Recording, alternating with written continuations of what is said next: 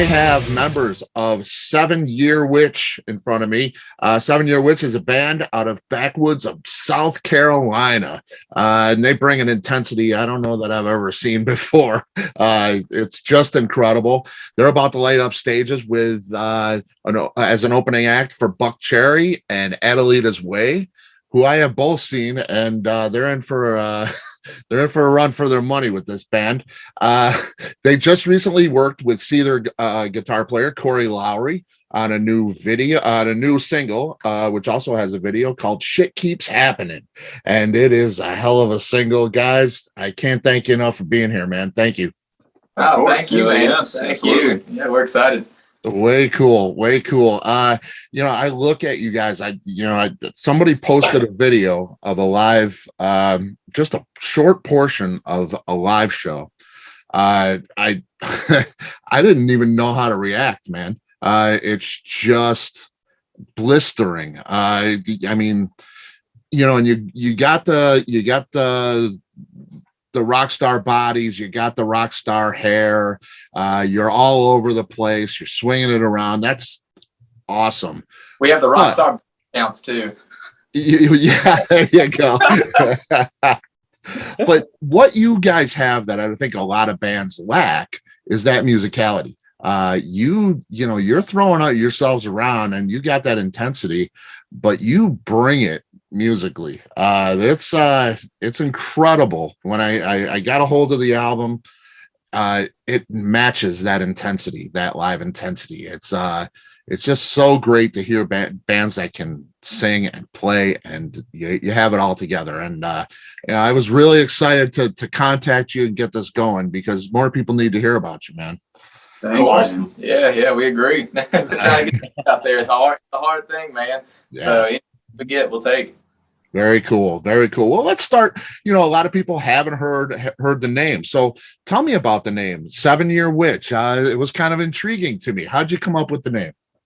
Well, actually, speaking of the name, we found this at the Jockey Lot, which is a flea market around our Anderson area. Yeah. I don't know. This is a witch, and we decided to name it 7 Year Witch. I don't know.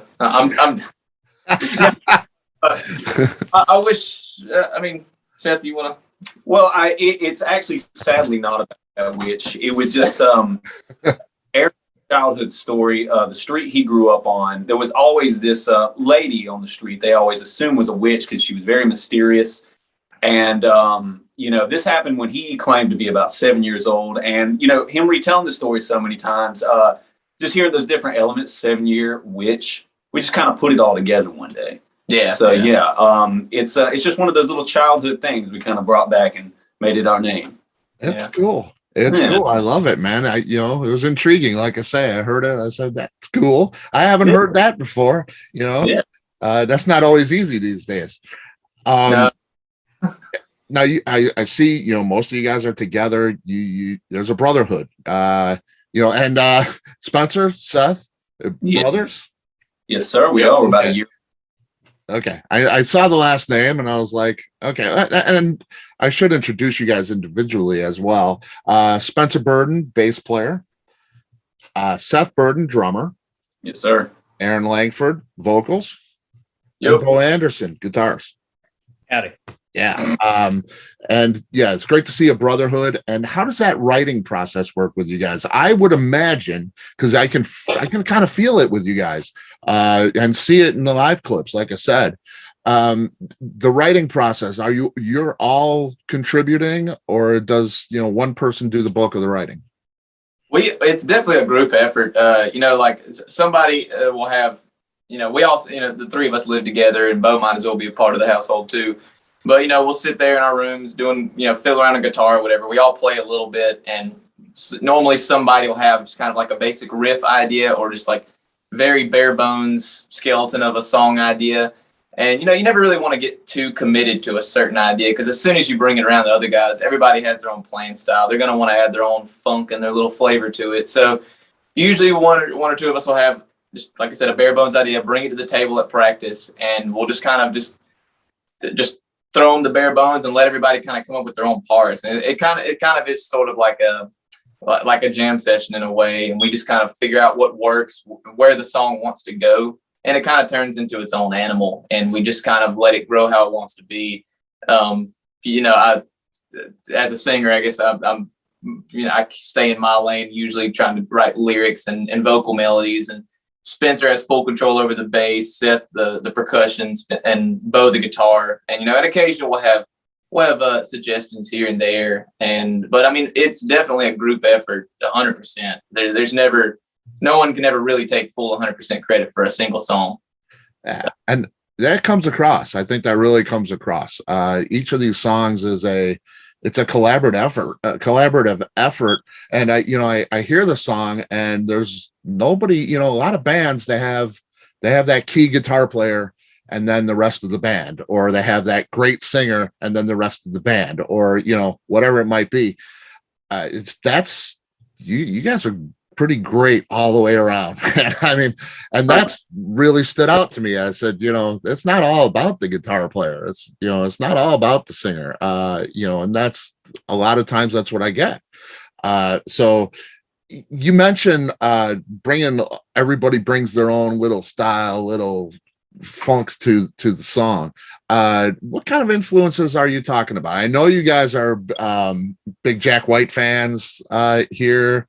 What other kinds of things do you hear when you listen back to your music? Do you hear the Jack White influence, and what other things might you hear?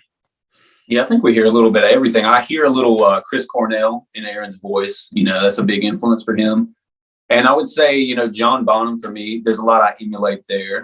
And what about you guys? What do you think? Yeah, I definitely hear the Jack White influence when I listen back to our songs, like especially some of the solo sections for the guitar, just the bit reduction, the use of the whammy pedal.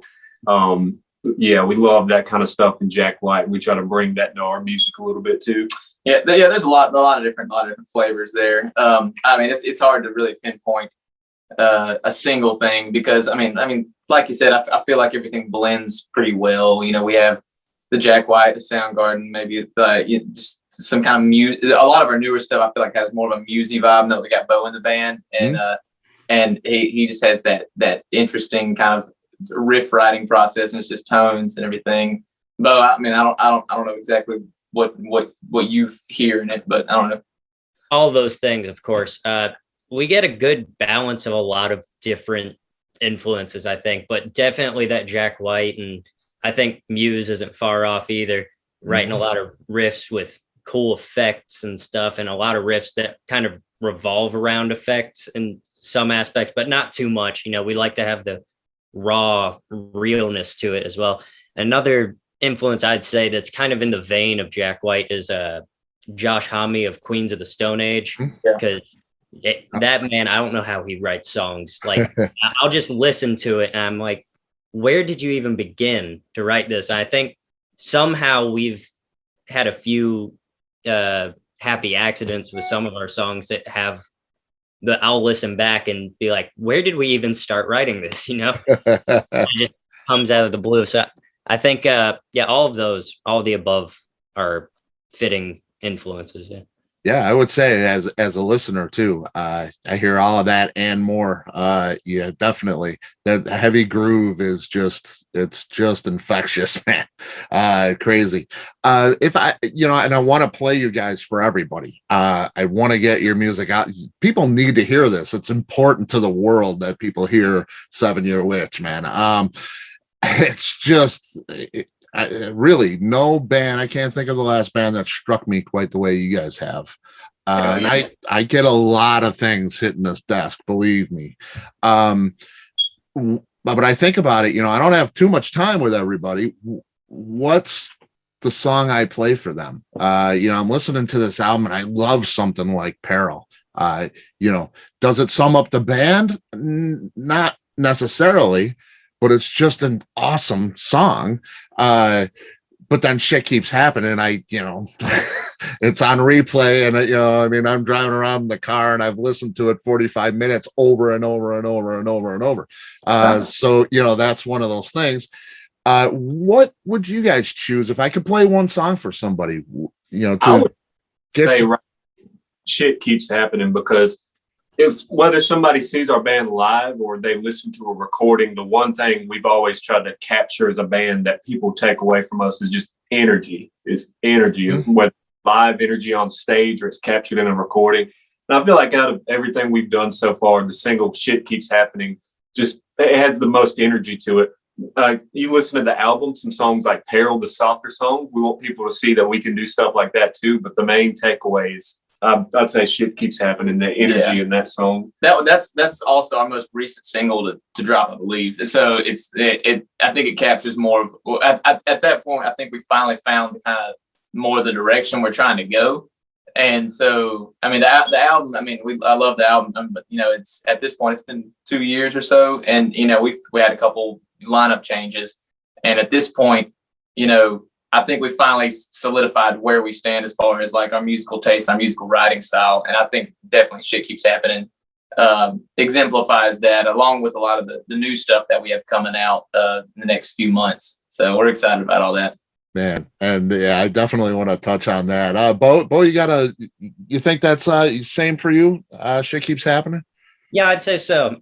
"Shit Keeps Happening" for sure. And then any of the new singles that come out in the coming months or years, show whichever one of those. And I think it'll sum us up at any given moment. Yeah. When are we going to see those? When you got any plan for how you're going to release them too? A lot of bands now are releasing singles or EPs. You did a full length the first time. What are we getting the next time, you think? Hopefully another full length, if everything goes. It's honestly at this point, it's a matter of budget really, and just kind of seeing what kind of team we can amass to help push this and get the right, PR and publicity. And honestly, just see if we can find some help funding, but right now we have about 4 songs that we've got recorded, and, we're going to see what we can get as far as support behind those. And if worst case scenario, we'll just push them all as singles over the next year, and then try to keep working on more stuff. But if things go well and we're able to get the backing that we're looking for, hopefully we'll go back to studio, maybe drop a single or two, and finish out an album and have another album out within a year. So that's the plan. Everything's kind of tentative so far, sure. But definitely within the next few months, you can at least expect a single. Excellent. And that one single, that you've just released with "Shit Keeps Happening" has not worn off. I'll tell you that much. Still in constant rotation. It's just incredible.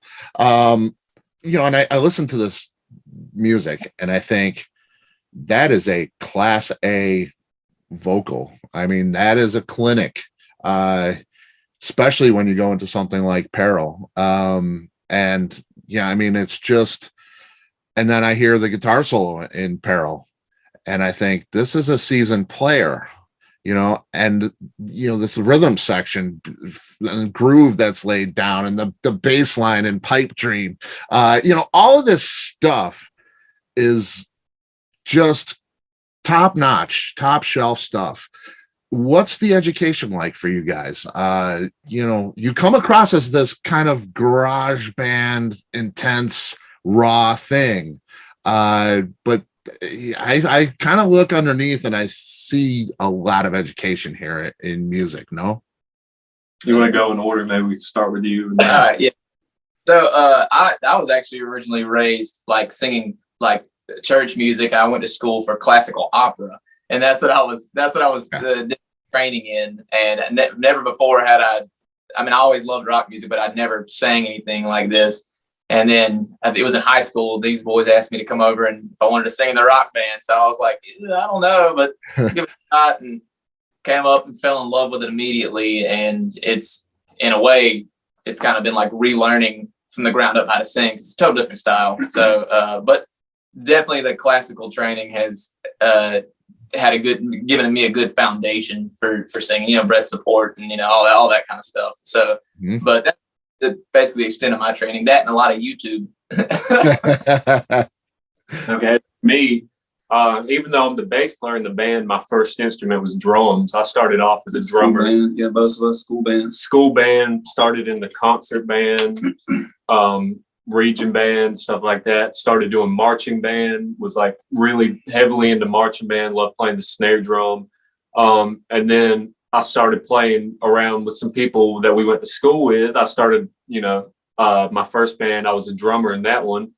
And then when my brother and I decided to start a band together, we're both drummers. So somebody's instruments. And that's when I really started picking up bass, because I played guitar too, most of my life and drums. But when we started this band, when I first picked up the bass and, playing drums my whole life, that really gave me like a rhythmic edge. I think, when I go to write a bass part, the first thing I think about is what are the drums playing? But, Yeah, it's just I'm a drummer through and through. My dad was a drummer, and we were in school band, played together. This is our first band together, but we were in a few separate bands. But this is the first time we brought it together as brothers in the same band. And it's just a lot of school band, a lot of just growing up playing. My father kind of giving me a little bit of direction there. So I think marching band helped a lot. Absolutely. Yeah. And Beau? I started playing when I was 10. I come from a slightly musical family. On one side, we got a lot of bluegrass players and such. Family reunion is just a big old jam with mandolins and old Martins and such. But I took some lessons when I was about 10, 11, 12. And those, I think, were very helpful to me because it wasn't so much about teaching me something to just repeat or whatever. My guitar teacher would spend the whole lesson. We just chit chat back and forth, talk about players and such. And at the end, he'd just say, pick a key.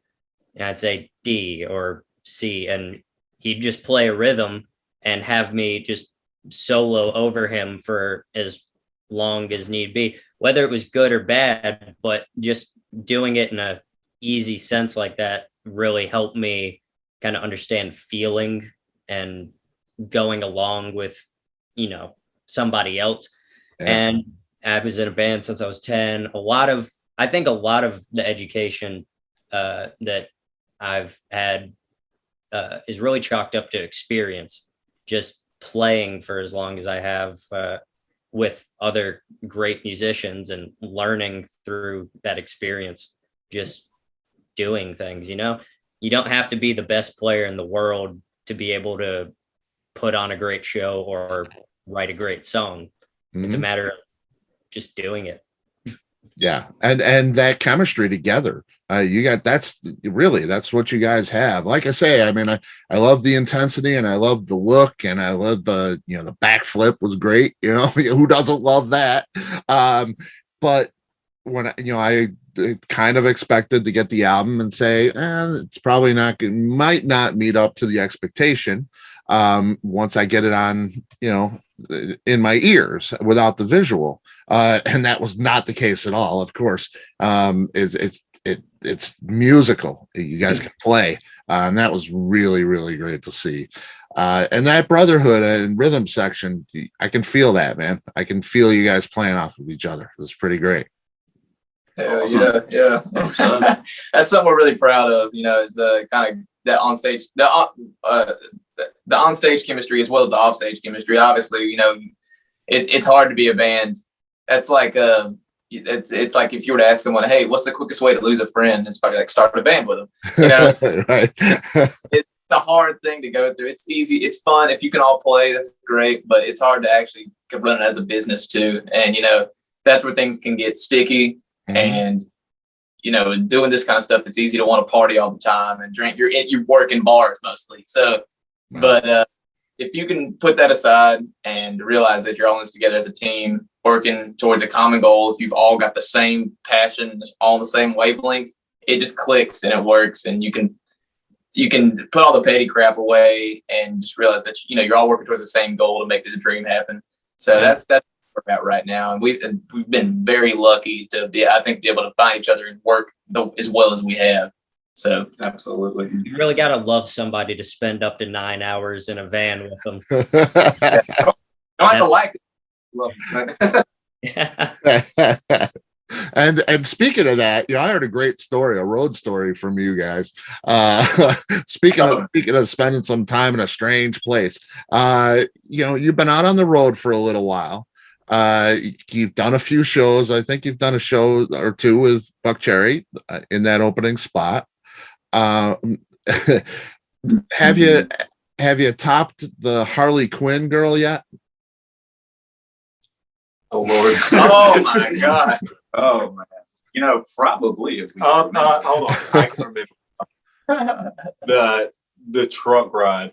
Oh no! Yeah, we had a. Oh, here, you want to take it? There. Yeah, sure, I'll take it. We had a show in Georgia. What was the name of the town? Unadilla, Georgia. Unadilla, Georgia. It was like a bike rally. We're in the van, headed to the show. The van craps out because the alternator went bad. And so we ended up stuck on the side of the highway. We called the venue that we're playing at. We're like, hey, we broke down. We're really not that far away, though. We're maybe like an hour out. Is there anyone at the venue who could maybe swing by? We throw some stuff in a truck. If somebody's a truck, we'll give you gas money. Just somebody help us get there, because we don't ever want to cancel a show. We try to never do that. Mm-hmm. And so one of the guys that I think was like working at the bike rally or part of the event, came in his truck to get us. And we got in his truck, we put our gear in the back, and he was driving really, really, really fast at a very high speed. And the lanes that, as a driver, you're supposed to stay in, he was kind of, it was freeform. He was floating. It was like a boat on rough water. And he looked over, because we were going like almost 100 miles an hour on the interstate at night. And this guy in this little pickup truck with all of our gear in, and we're crammed into the cab. And with gear in our lap, like I had a drum, like a floor tom in my lap. I'm sat like this in the back seat. Yeah. Because it wasn't meant for 5 people. Man. Yeah, he's swerving all over the road, like barely missing people, barely missing the guardrail. And we're all like looking at God, like Beau was sending goodbye text to his mom, like and then he's like, yeah, sorry, I swerved a little bit. I got nerve damage in my arm, and going back and forth. He said, also, I got broke tie rods in my truck, so we're floating a little bit. Yeah. And then eventually, Seth, he's like, I'm gonna throw up. Please pull over. We had to get a plan together, and I saw the fear. I mean, I had the fear in my eyes as well. I had pretty much, I had made peace. I was sure I was about to die that night, but I saw the fear in their eyes, and so I knew the only choice was to get that truck off the road. So I told him, if you don't want vomit everywhere, you're going to need to pull over at a gas station, because I'm going to throw up because you're driving so crazy. And he was like, oh, of course. So we pulled over at a gas station in the middle of nowhere, and I'm in the bathroom just pretending to be sick with the rest of the guys in there. And we're trying to concoct a plan, just to not hurt this man's feelings, but to let him know we're not getting back in that truck. I don't care if we miss the show at that point. I'm not getting back in the truck. And just oddly enough, being in the middle of nowhere late at night, we just kind of break the news to the guy. We're like, look, much respect for picking the gear up. And if you don't mind finishing out the journey and getting our gear there, but as far as us getting in the truck, that's just not happening. And of course, there was some slight offense taken there, but when it's your life in danger, you really don't care. And so somehow there was one Uber in that area that could, and we still had a way to go, but with this one Uber, it's back when masks were like super serious, and like you had to have a mask if you got an Uber. None of us had masks or anything at the time.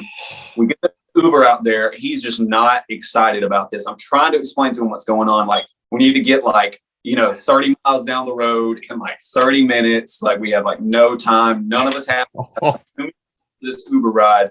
And I'm like, bro, it's at this point, it's life or death. Like, let us get in your Uber. Yeah, we were begging, man, in the gas station parking lot. He was just trying to go home. We're like, dude, please to go. Yeah. And I was like, can that work? And he was just like, get in. So, yeah, we get in, and we meant to leave this man an incredible tip. Like, we had a lot of money to leave an incredible tip. We asked for his Cash App, and I guess I misunderstood him, and I just didn't have the correct Cash App. So to this day, if this man ever sees this video, we want to reward you handsomely. Yeah, we just find us. Yes, please find us, please. Yeah. But Also, on top of all of that, this was my first show being actually part of the band. Oh, no way. And if I had not been through the ringer with these guys prior to being in the band and seeing some of the things we've gone through, I don't know if a weaker soul could have after that weekend. Wow. I had experienced fear. You think you've experienced fear before in your life, like, you know, you almost get hit, you know, or like, you know, I don't know, you almost fall down some stairs or something, or you know, you think you've had a gun pointed at you. No, you want to experience uncontrollable fear, like when you're crammed in the cab of some like crazy dude who you hardly know his truck speeding down the interstate at 12 o'clock at night at 110 miles an hour, swerving all over the road with, you know, I mean, it's scary. We had like gear in our lap too. Like we had like a drone in our lap. So if like there would have been a wreck, it would have been a really painful death. Yeah. The last week of our lives, we'd probably be in a lot of pain. It would have, yeah.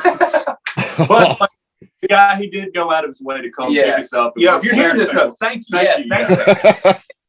We do love you. You're a great man, but your driving honestly scared the absolute hell out of me. Now your gear got to the gig, and you actually played that gig. Oh yeah, just in time. You guys, one more quick little thing. Later that evening, they had mini bike jousting at the event, and the guy who drove us participated in that, and he shattered his leg. I don't know how. But you know, much love. I'll go ride with you. Yeah, but we love you. That's great.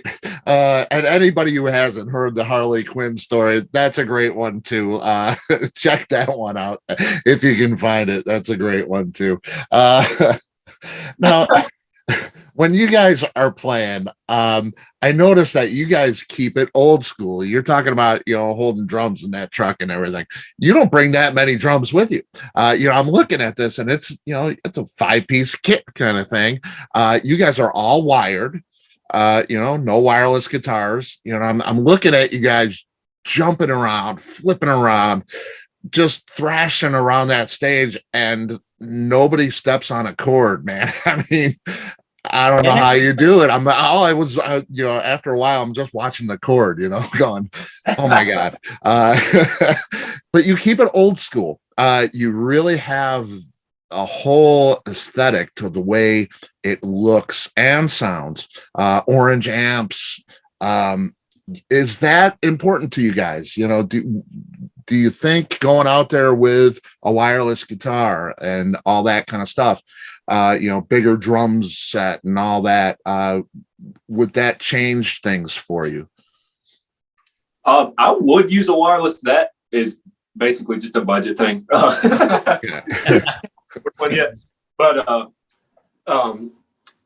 no, aesthetic is everything with us. I think, you know, the people comment a lot on the you know, retro custom cabs we have kind of lining the stage. Spencer's, you know, that's his thing, is the retro plushy custom cabs.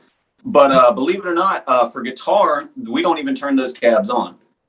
It's just a what's the word I'm looking Facade. for? It's all a facade. Yeah, we actually do use amp modeler now, so we're coming direct through the PA. So all our amps on stage are basically dummies, but we're just all about aesthetic. It's got to look right. And you know, same thing with the drums. I've played with the idea of doing a larger, you know, just like insane looking drum set, but just our current travel situation and still being in that opening position, I just, you know, maybe it's a little kiss butt of me, but with the bigger bands, I want to get on stage, do my job, and get out of there, you know, to give them all the time they need, because a lot of those bands ask for a lot of time. So I do use the smaller drum setup, but my thing as far as aesthetic with the drums is just, you know, I want like an acrylic kit or a sparkle kit. It's got to be pretty. I don't want a plain colored drum set up there, but yeah. And the guitar cabinets, I knew right from the inception, you know, what kind of, or from the conception, what kind of cabinets I wanted on stage. Just those old school vintage looking cabinets, and we've gone out of the way to get them. One of the guitar cabinets is from Louisiana. One of them's from Charlotte. One of them's from Charleston. One of them is from Asheville. Yeah, so we've had to make, considerable drives and stuff to find those on Craigslist and Facebook Marketplace. Yeah, definitely the aesthetic is an important part, which is kind of a sweet and sour thing. A lot of times, you wish it could be all about the music all the time, but sadly, in today's age, you can't just go up there and play good music and people love it most of the time. Mm-hmm. It really is. The way we think about it is like, if people are paying money to come see us, why would we just give them the album? We're going to give them the full experience. We want them to be like dazed and confused with a bunch of lights and crazy stuff, if possible. Mm-hmm. So best show we can, full physical. We're going to give them a movie, not an album, Yeah, we want them to be watching the show, and then halfway through it, they wonder if they're still in the year of 2021 or if they're in the 70s again. Yeah. We go beyond just merely being artists. It's also about entertainment. We are entertaining people. Yep. Yeah, and it's thoroughly entertaining. It really is.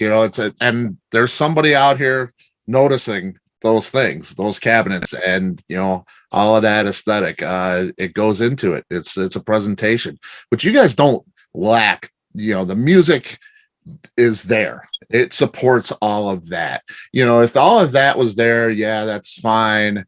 But if the music's not there, I'm gonna pass. I'm just that guy. But you guys have it, and the aesthetic is secondary for me, because you guys are bringing it. You are bringing it big time. So that's what it's all about. And the total package is there. So it's great, man. I hear that you guys don't always make a set list. For these opening slots, you have to, don't you? Are you making set lists at this point? Well, we do try to be choosy with the shorter sets, the opening sets. So we have started getting in the habit of set lists, but generally when we have a lot of songs and we're up there having fun, we'll just kind of between songs, even if we know what we want to play next, we'll just kind of look at each other and just see what we're feeling. Because, you might have a soft song next in the set, but everybody's moshing, in the audience. So you might be like, right. Let's do this and let's throw this in here and bring it up a bit. And if everybody's tired, maybe bring them down, let them cool off with a soft song. So we definitely, we're not on a track live. There's not like, tracks playing in the background. We have the freedom where, during the show, as we see fit, we can kind of make adjustments. But, definitely with the opening slots where you might only get 9 songs, we've become very picky. With those. So we have started doing sets, but generally if you come see just 7 Year Witch, it's going to be a different show every time. If we're headlining, we're going to do something a little different every time. Yeah, sometimes we'll write out a set and we'll get halfway through it. We'll see the next song coming up and we'll be like, you know what? That doesn't match the vibe and energy. Let's skip down 2, come back to that one. Yeah. So it's just kind of a guide. Yeah. Suggestion. Exactly. And that's cool. I like that, man. That adds to that energy, that spontaneity. It's edgy, is what's going to happen next, man. And speaking of that, I've watched a lot of clips from you because I can't get out to South Carolina, or I can't follow you guys around at this time. Plan to do that though. I noticed there's some cereal eaten at some points. For sure. Well, I see it. I'm going to see you guys on July 10th. I have every plan to see you guys on July 10th in Streeter, Illinois. And am I going to see any cereal eaten? Well, the thing with that, the thing is, I don't have a great explanation for that. I hope so. I'm dying to hear it. Yes, I just need energy. It's part of a complete nutritious breakfast. But that was just something. Okay, the thing about us is whenever we're put on a platform or we're given the limelight on something like a really cool opportunity, or if you put us out opening for a bigger band, that's only going to make us weirder. And we're stranger and more unexpected and more unpredictable, the more the higher platform you put us on. So, will there be cereal eating? Possibly. Will there be table breaking? Maybe. You know, who knows what's gonna. You know, I might just go over and drop kick the drum set. You know, but I mean, we like I said, we always try to keep it fresh and keep it unexpected. So you never know. Maybe I'll bring my Captain Crunch out. We'll see. There you go. I love it, man. It was happening in front of me, and I'm like, what the fuck? What the hell is going on right now? You go see a band, and then like, you know, they're killing it. They're doing a great job, but they break mid-set, and everybody breaks out and eats a bowl of cereal. It's great. That's going to define that show. You're never going to forget that. And I will never forget that. This is the truth. And it was great because everybody else, you know, Aaron's out there, you know, going down, and you guys are just playing, man. It's, you know, yeah, he does this. It's like, okay, let's go with it. I loved it. What's one thing, if you had one thing to tell people about 7 Year Witch, what would that be? Let's let Beau take this one. Beau, yeah, sound off, man. I guess that makes sense. I feel kind of weird sometimes because I'm the newer guy, but I've been around for a long time. I've listened to the guys forever, always loved them. So I'm still in a weird limbo stage where I'll go, yeah, dude, 7 Year Witch is like the greatest band ever. You got to see them. And I'm like, wait a second, I'm in the band now. That I sound like a dick saying that. But honestly, I think this band is awesome. If there's one thing I could tell somebody about this band, God, I feel like you can't put it into words. Just unforgettable. And I don't know, entertaining, you know, where we try. I don't know. It's very indescribable. It sounds like it, you know, the experience all around, on stage and off. You guys have an adventure in vans or, you know, on stage eating cereal. It's an adventure. It's pretty great. Like very, very freeing in a lot of ways. Just listening to us. Also, okay, maybe it's okay. 3 words: free, adventurous, hungry, and 4, desperate. Well, you know, and like I said, you know, I love you guys. You guys are this one of the best bands I've seen in, I don't even, maybe ever. And that is saying something. I mean, I've seen a lot of bands coming, and I've seen a lot of bands leaving. You guys are coming full force. It's great to see. It's really great to see in the climate we have now. Energy, man. Energy. Man, I watched this thing. I listened to you play. There is an energy there that I haven't heard. It's undescribable. So go out and see these guys, man. If you can possibly get to a show, listen to the music, get to the show, see this. It's spectacular. I can't wait to see you guys. July 10th, you're playing Streeter, Illinois. You've got a bunch of dates planned all summer. You got a whole October full of dates. It's great to see. Where can everybody find the dates and get out to see you? 7yearwitch.com. And you can also find us on Facebook, Instagram. We're on TikTok now, and pretty much any social media platform. It's pretty awesome, man. Hey, I cannot thank you guys enough, man. I am so looking forward to it. And I'm a photographer as well. So, and I'm looking at you guys going, you know, I kind of frame, I do this kind of thing when I'm watching anything or going down the street. I kind of frame it, and I'm thinking, these are just incredible shots. Concert photographer too. So, I'd love to be in the pit and photograph you guys. It would be great. Definitely, man. Yeah. We need all the help we can get. We need all the pictures and videos. We love it. So yeah, please. Very cool. Very cool. Yeah, I'll look into getting that media pass for that and getting you some shots for sure. So all right. All right, man. We'll be in touch. And I can't tell you how much I appreciate your time today. And let's get the word out, man. Thank you very much, man. Thank you so All right. much. Thank you. See you guys. Take care. All right.